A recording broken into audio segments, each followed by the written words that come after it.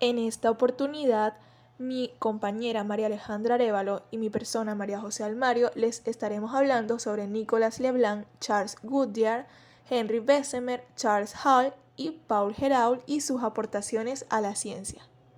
Nicolas Leblanc fue un químico francés quien desarrolló el método de preparación del carbonato de sodio que lleva su nombre.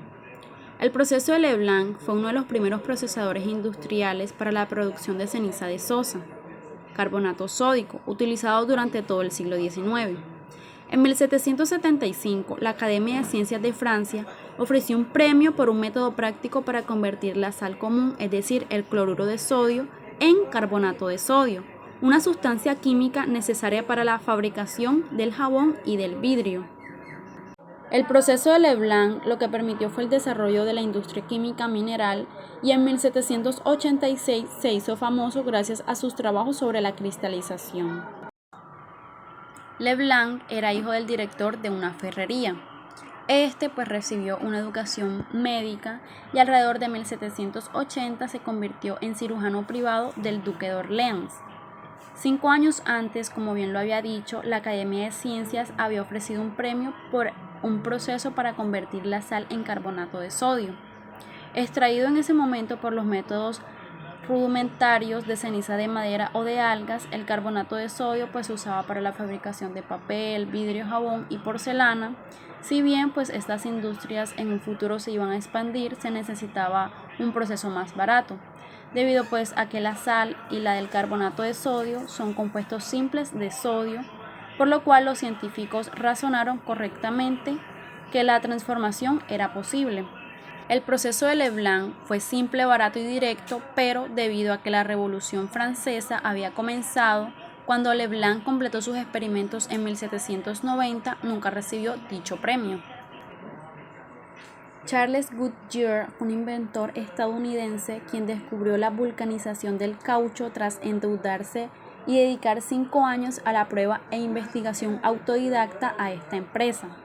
Este proceso daría lugar a un nuevo material, el caucho vulcanizado, con el cual actualmente se fabrican una gran cantidad de objetos como neumáticos o preservativos. El hule no siempre fue un material como lo conocemos actualmente. Los primeros hules no mantenían la forma, eran pegajosos en climas calientes e inflexibles con el clima frío.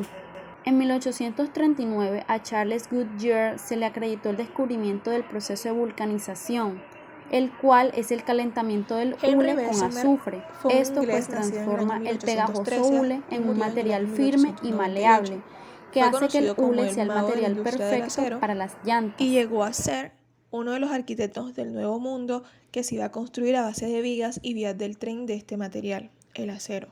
En realidad, la magia que le atribuían a Henry Bessemer era en realidad pura química. Esta persona realizó cambios en la metalúrgica tradicional, ya que anteriormente los herreros llevaban siglos y siglos acumulando un saber tradicional para trabajar los metales y sus aleaciones, con la dificultad de que las dos cualidades principales suelen ser excluyentes, ya que se trata de la dureza y la maleabilidad, la cual es aquella propiedad que tiene un elemento para moldearse. Estos artesanos que trabajaban en la metalúrgica trataban de encontrar un equilibrio para moldear los metales con agilidad y que las piezas fueran lo más resistentes posible, y su duro oficio tenía la dificultad añadida de que los metales nativos, como se conocían en la naturaleza en ese entonces, suelen contener muchas impurezas y trazas de otras sustancias.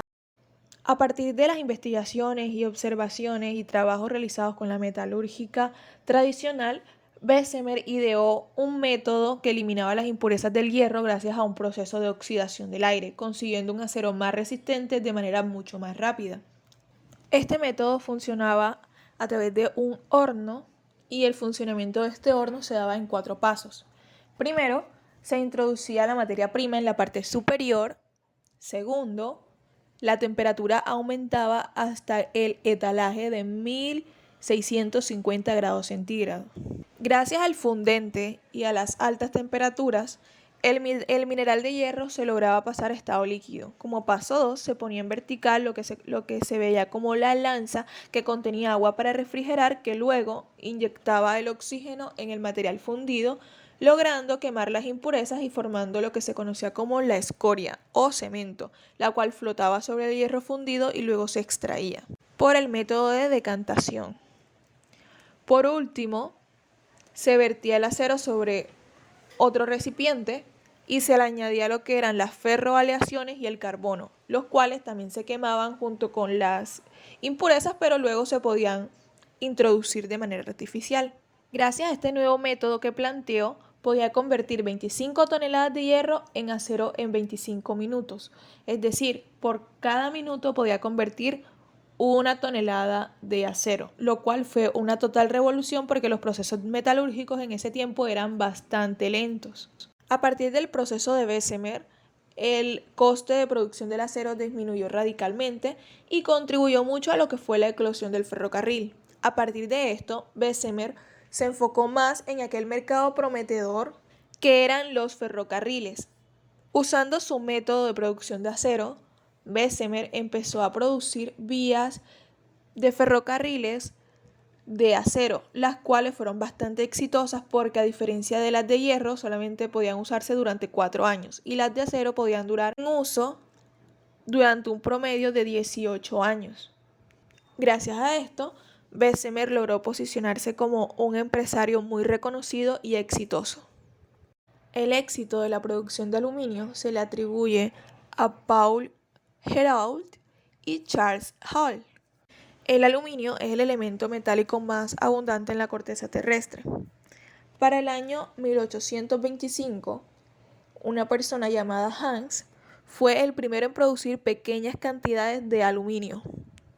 Luego, para el año 1845, el químico alemán Wöhler desarrolló un método que produjo lo suficiente para estudiar las propiedades básicas de este metal.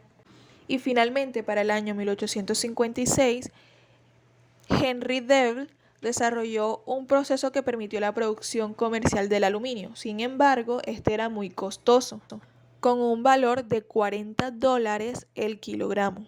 Esto fue así hasta el año 1889, cuando apareció Hall y Héroult. Para el año 1889, el 2 de abril, Charles Hall patentó un método económico para la producción de aluminio que llevó al metal a un amplio uso comercial. Esta patente estuvo en un conflicto con la de Paul Héroult, debido a que él llegó a este mismo proceso que Hall de forma independiente y prácticamente al mismo tiempo. Pero Hall tenía pruebas suficientes de la fecha de su descubrimiento, por lo tanto la patente fue otorgada a él. El método de Hall y Héroult consistía en lo siguiente. Este método que utilizaban para procesar el mineral metálico consistía en pasar una corriente eléctrica a través de un conductor no metálico. Para esto, pues utilizaban el fluoruro de sodio fundido para separar el aluminio muy conductor y con esto hacerlo de uso comercial. Para el año de 1888, Hall, junto a un financiero llamado Alfred Hunt, fundó la Pittsburgh Reduction Company, ahora es conocida como Aluminium Company of America, la cual se encarga de la producción de este material metálico.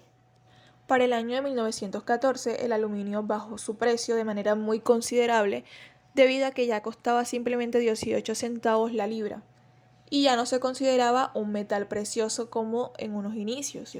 Este método de Hall-Héroult fue muy exitoso y todavía se utilizan para producir casi todo el aluminio del mundo.